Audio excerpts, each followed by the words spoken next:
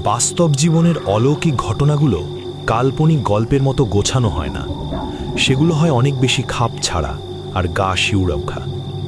আজ আপনাদের একটি সত্য ঘটনার কথা শোনাব, যা উত্তরবঙ্গের একটি পুরনো জমিদার বাড়িতে ঘটেছিল।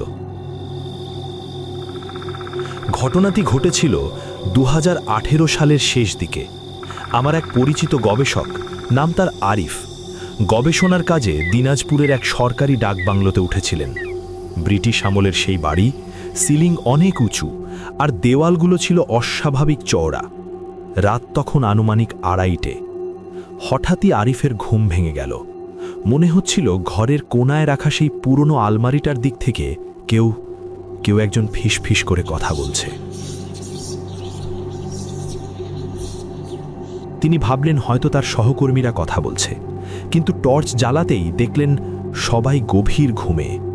ঘরে কোনো মানুষ নেই, অথচ ঘরটা তখন অস্বাভাবিক ঠান্ডা হয়ে এসছে। তিনি আবার ঘুমানোর চেষ্টা করলেন, কিন্তু ঠিক তখনই স্পষ্ট শুনলেন একজোড়া নূপুরের আওয়াজ। রিনঝিন নয়, বরং ভারী কোনো নূপুর বারান্দার এক মাথা থেকে অন্য মাথায় কেউ দ্রুত পায়ে হেঁটে যাচ্ছে। আরিফ জানালার পর্দাটা সরালেন। জানালার পাল্লা খুলতেই তার মেরুদণ্ড দিয়ে এক হিমস্রোত বয়ে গেল। চাঁদের আলোয় বারান্দায় কেউ নেই, কিন্তু ধুলো জমা মেঝেতে তিনি যা দেখলেন তা অবিশ্বাস্য। স্পষ্ট মানুষের পায়ের ছাপ তৈরি হচ্ছে, যেন কেউ হেঁটে যাচ্ছে, কিন্তু তাকে দেখা যাচ্ছে না। সেই অদৃশ্য পায়ের শব্দ থামল ঠিক আরিফের জানালার সামনে। আরিফ নড়তে পারছিলেন না। ঠিক সেই মুহূর্তে জানালার কাছে একটা কুয়াশার স্তর জমল, আর সেই কুয়াশার ওপর স্পষ্ট একটা হাতের ছাপ পড়ল, যেন বাইরে থেকে কেউ জানালার কাছে হাত রেখে ভেতরে উঁকি দিচ্ছে, কিন্তু বাইরে কেউ ছিল না।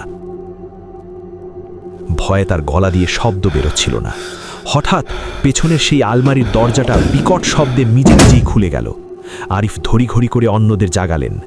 আলো জ্বালানোর সাথে সাথেই ঘরটা আবার স্বাভাবিক হয়ে গেল, কিন্তু অবাক করা বিষয় হলো আলমারির ভেতরে রাখা তাদের ব্যাগগুলো ছড়ানো ছিটানো অবস্থায় মেঝেতে পড়েছিল।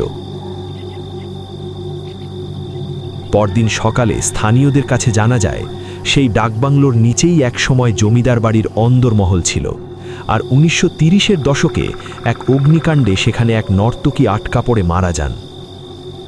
আরিফ আজও একা ঘরে ঘুমাতে পারেন না। বাস্তব কি কল্পনার চেয়েও বেশি ভয়ঙ্কর?